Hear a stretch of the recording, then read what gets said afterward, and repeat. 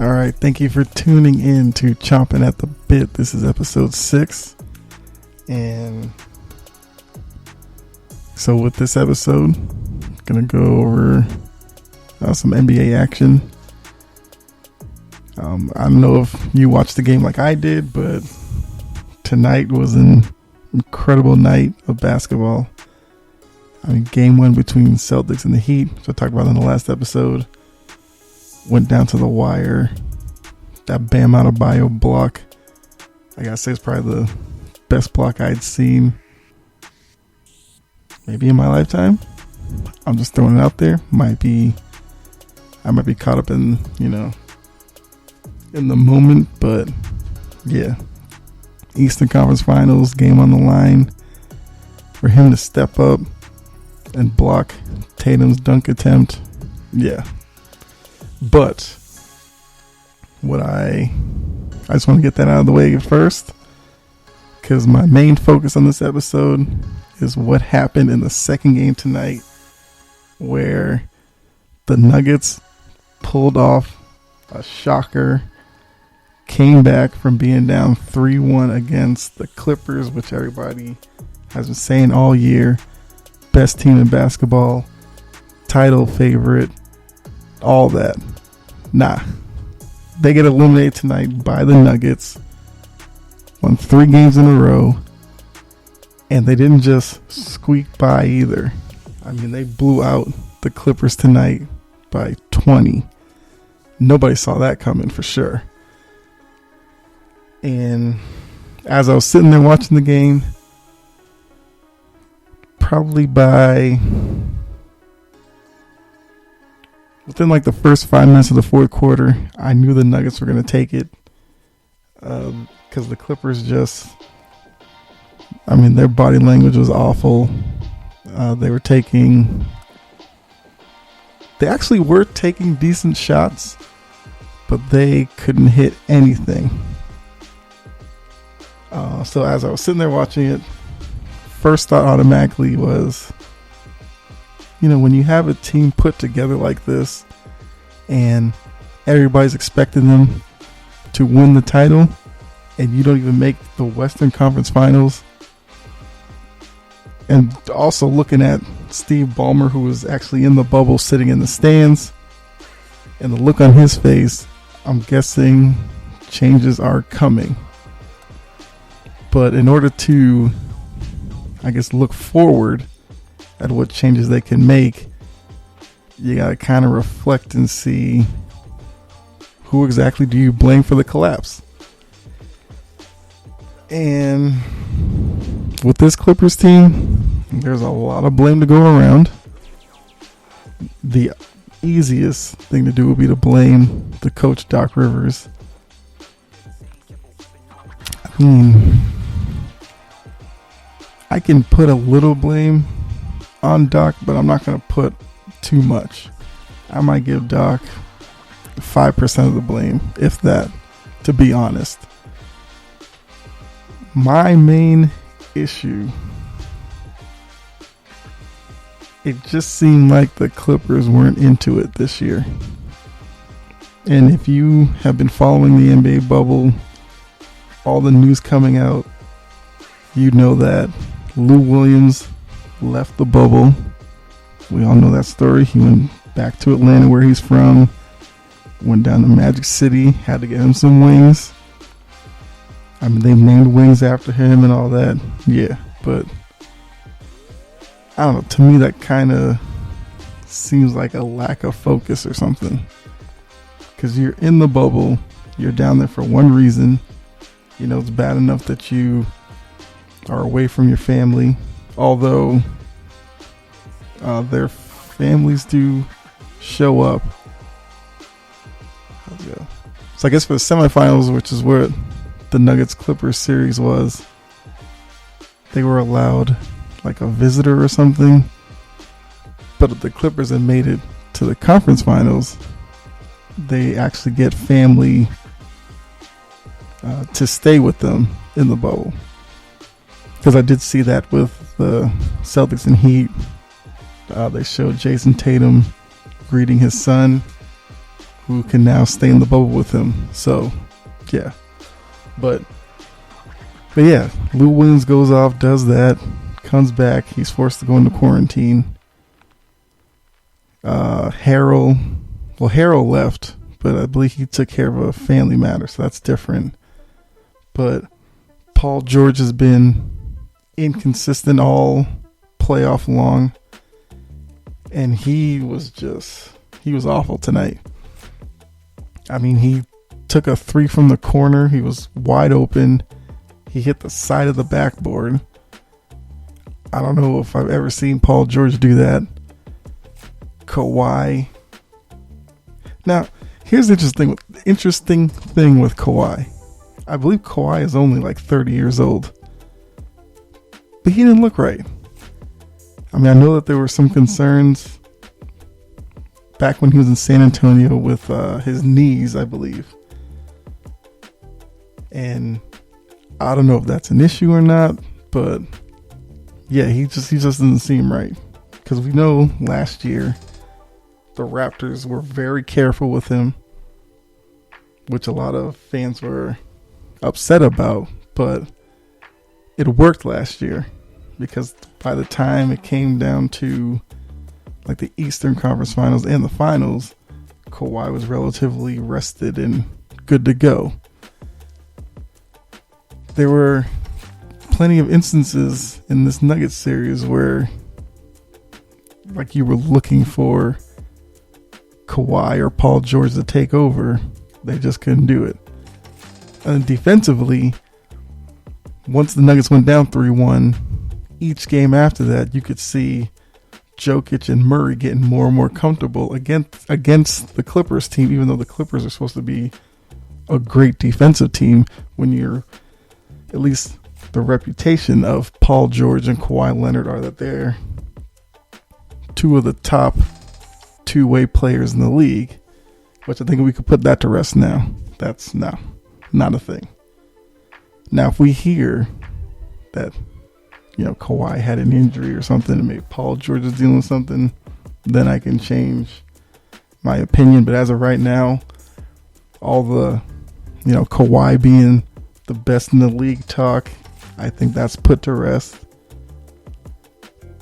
I believe Paul George as a superstar, which is now the second time I've brought up whether a player's superstar status is legit or not, because I mentioned that with Harden, and now Paul George, I think you definitely have to question it, because he did not play like a superstar at all in these playoffs. Granted, once again, maybe the bubble atmosphere, maybe he was just one of those guys who couldn't perform there. Fine. But I think if you are a superstar, you'd have to be able to rise above that and still perform. I could see if Paul George couldn't, buy a basket offensively, but he was a lockdown defender. I could give him that. But he wasn't either one.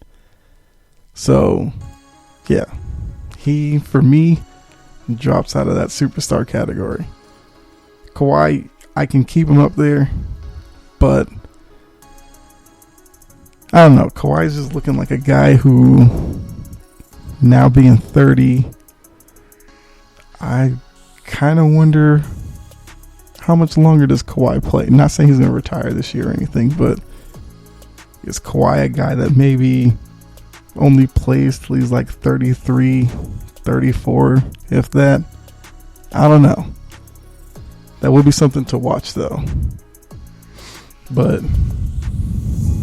yeah, I can't see the Clippers coming back next year with this same group. Now, like I said, Ballmer definitely was disappointed. I understand that. He's an owner who, after the whole Donald Sterling thing, he came in. He has tried his hardest to change the culture there. Because one interesting stat I saw tonight was that the Clippers franchise hasn't been to a conference finals, not even an NBA finals, conference finals in 50 years. Which seems fascinating to me. One, because they're in LA, but if you followed basketball, you know the LA market is Lakers town. The Clippers have always been a distant second place out there. It was recently that the Clippers were somewhat building a little bit of momentum, but this performance is probably going to knock that down a little bit, at least depending on what they do in this offseason, which I guess will be a more condensed offseason, so that may push teams to be more aggressive earlier on in the process, which, you know, I'm not mad about that. But I think that's probably enough on the Clippers. I don't want to give them, you know, too much airtime, I guess, because I do want to look forward to Nuggets versus Lakers. Game 1, I believe, will be Friday. I think Friday night will be game 1. And I do have to say, with this bubble atmosphere, it's probably the most that I have watched of this Nuggets team. And I gotta say that they are a fun team to watch. You know, I've said it plenty of times so far that I am a Celtics fan, but as a Western Conference team, the Nuggets are probably my favorite team to watch. And it's because they're a team that just looks like that they're playing for each other. You have Murray and Jokic that are two young players who, to bring up superstar talk again, I think Murray in these playoffs has done probably more for his status in the league than anybody, to the point where I think you gotta start talking Murray as a top 15, 20 player in the league right now. At least from what he's shown me, I can't see a reason not to put him up there. And Jokic has put a stamp on being the best center in the league. I know Joel Embiid over in Philadelphia thinks it's him, but no, not even close. I would take Jokic any day over Embiid, because Jokic gives you effort all the time. Embiid doesn't. Jokic is a smarter player than Embiid, and by that I mean, you know, Jokic can shoot the three, but he doesn't live out there. And he kind of only takes them when it's necessary. Like Embiid will start feeling himself and he'll just start jacking up threes. Like, I don't even know why he shoots half of them, but, you know, that's how he is. Jokic kind of shoots them based on like a matchup, which kind of leads into the Lakers, because you assume it's going to be AD on Jokic. And I think that poses different challenges for each team, where, you know, the Lakers, their perimeter defense is not the best, but what keeps them in games a lot of the times is if their man beats them off the dribble, they can look back and have AD covering the rim for them. I don't know how much of that he can do in the next series, because Jokic has no problem standing out in the perimeter and running the offense from out there. And then he shoots the three well enough that AD can't just, you know, sag in the lane off of him and give it to him, because if you do that, he'll kill you from out there. So if AD is forced to guard Jokic on ball, that now leaves Murray and Torrey Craig and what's his name? like Monte Morris, Paul Millsap, and Gary Harris, they now can, dive to the hoop on backdoors, or if you get the ball in Murray's hand, he can take his guy off the dribble. If he gets to the hoop, he may now have a free lane to get to the rim. So it's a very interesting series, because if you look on the other side, who do the Nuggets put on LeBron and AD? I think, well, depending on if the Lakers kind of stick with their smaller lineup of LeBron and AD as your forwards, and then they play like Rondo, KCP, and what's his name, and whoever in that fifth spot, whether they go with a wing player or like Danny Green. That's what I was trying to think of. Danny Green. Or do they go with a more conventional lineup and bring in McGee or Howard to start at center? You move AD to the 4, put LeBron at the 3, and then go with your backcourt of Rondo and Green or KCP. If they go with a bigger lineup, you put, I guess, Jokic on AD. You could put like a guy like Millsap. Actually, you could put Millsap on AD. Put Jokic on McGee or Howard. LeBron, I think they're just going to throw guys at LeBron. Whether that's Millsap, Torrey Craig, Monte Morris, they're just going to throw bodies at LeBron, which, that's fine. I think if they were to put Jokic or Millsap on AD, if they can keep AD on the perimeter, that works for them. Because if AD's on the perimeter, he's not going to be down low to offensive rebound. So I think with that, kind of starts the chess match between Mike Malone of the Nuggets and Frank Vogel of the Lakers. But I guess another part about looking at this series is, what do the Lakers do with Jamal Murray? Because Jamal Murray, he came up big tonight, and from the first series with Utah, he can get on a roll. He'll put up 40, 45, even a couple of times put up 50 points. And the Lakers have been running with playoff Rondo. But I think Murray presents a different challenge for Rondo, where Murray's a bigger guy than Rondo. Murray has good ball handling skills. Murray can shoot from outside. He can get into the lane, pull up from mid-range. And on a guy like Rondo, he may even look to take him on the block a couple of times just to try to get some easy points at the rim.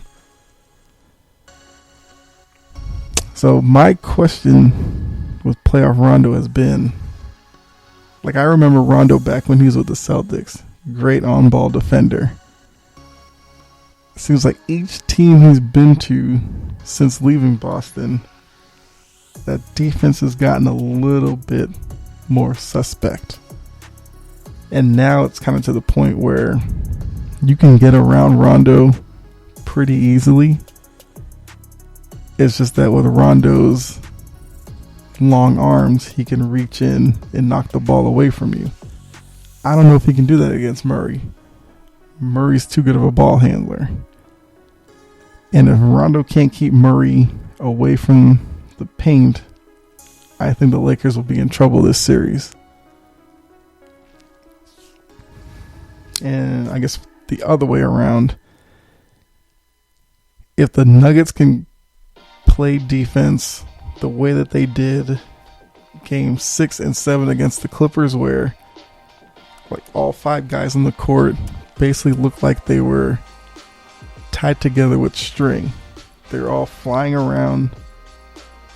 They're matching up with guys because they do a lot of switching like most teams do. And the biggest key for the Nuggets will be keep AD off the offensive board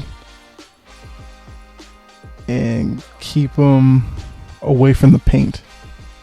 Force AD to take fall away jumpers. Force him to fall in love with a 3-point shot, and I think the Nuggets will be fine. I guess the biggest X factor will be you look at Jokic and Murray versus AD and LeBron. Let's say the 2 of those duos cancel each other out. Whose supporting cast can outplay who? So for the Lakers, you're looking at KCP, Markieff Morris,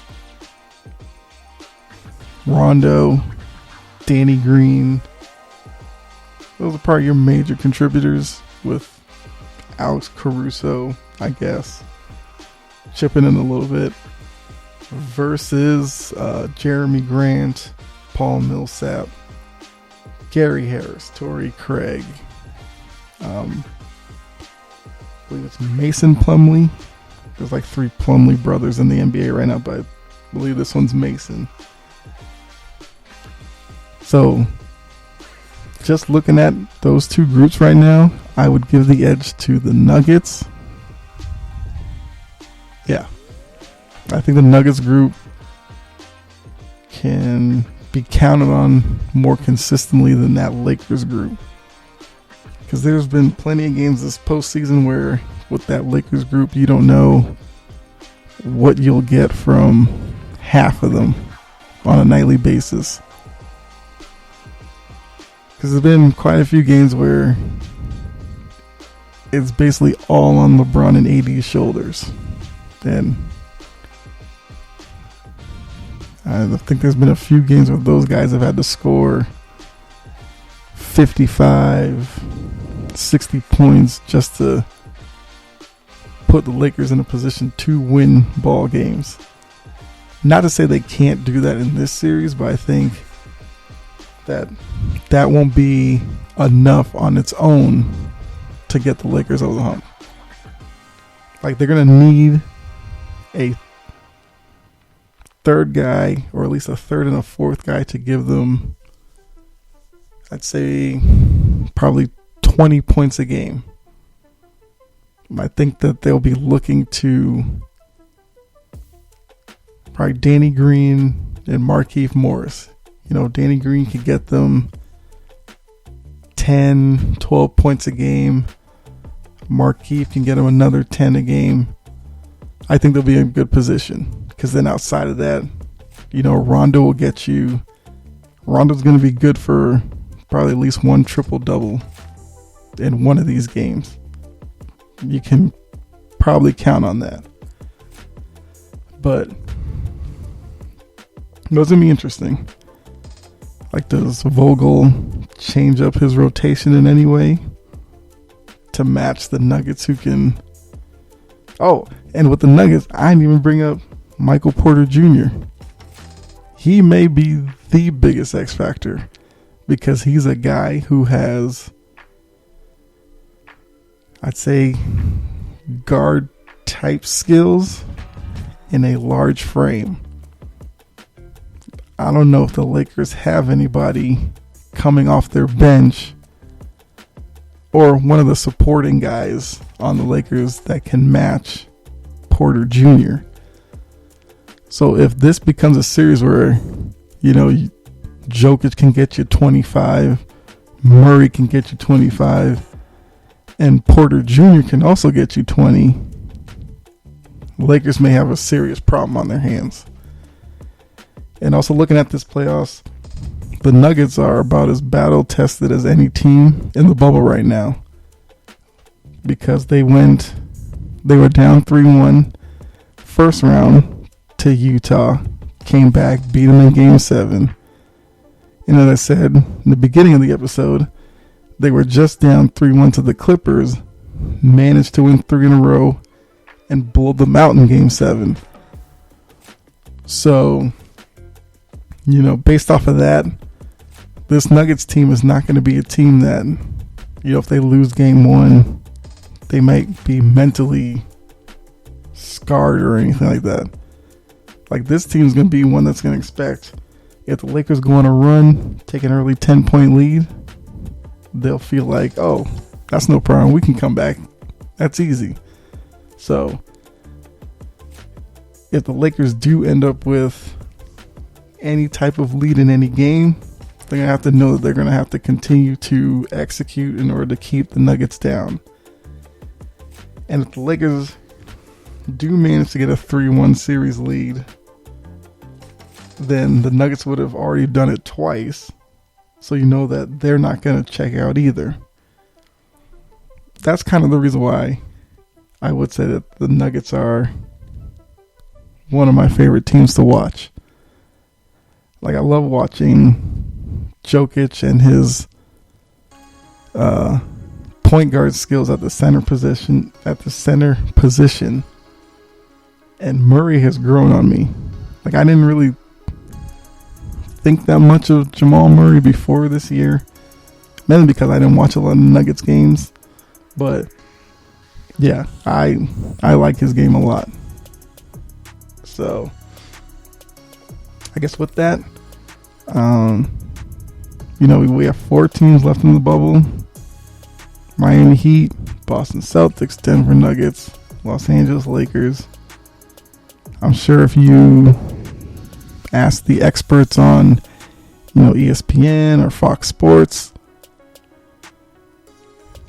I just wonder how seriously would they take the Nuggets as title contenders. Like, for me watching them, I would not be shocked if the Nuggets were to knock off the Lakers. And then depending who comes out of the East, I actually think that the Nuggets probably match up better with both teams than the Lakers do. Like, if you're a Laker fan, you might be rooting for the Heat to come out of the East. Oh, actually, I don't know. Both teams may... Yeah, I think both the Heat and the Celtics will give Lakers problems in the finals. Because one thing the Lakers do not do well is defend the 3. The Heat and Celtics are both teams that will shoot the 3 ball. Now, the Nuggets, on the other hand, I think the Nuggets are kind of built more like the Heat and Celtics are than like the Clippers are if the Clippers had beat the Nuggets. So that may be an added element in this series to watch. Because Murray can shoot the 3. Gary Harris will shoot the 3. Porter Jr. can shoot from out there. Jokic can shoot from out there. So the Lakers, don't turn up their defensive intensity and, stick close to these shooters. It could get ugly. I'm not expecting that, because I feel like if you have LeBron and AD, that alone probably gets you to 6 games minimum.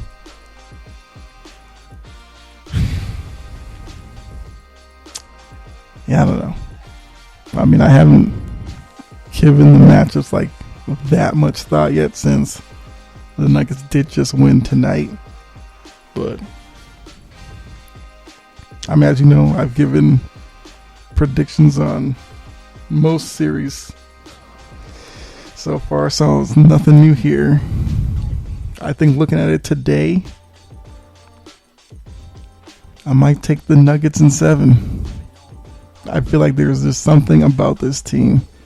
Like, we may look, I guess next year when next season start, and look at the Nuggets team of this year like the Raptors team of last year. as like the team where everything kind of fell into place for them and they took advantage of it and turned it into a title. Because, I mean, how many teams that you know would get down 3-1 twice in the playoffs and find a way to come back from that? I don't know. I couldn't answer that for you. So,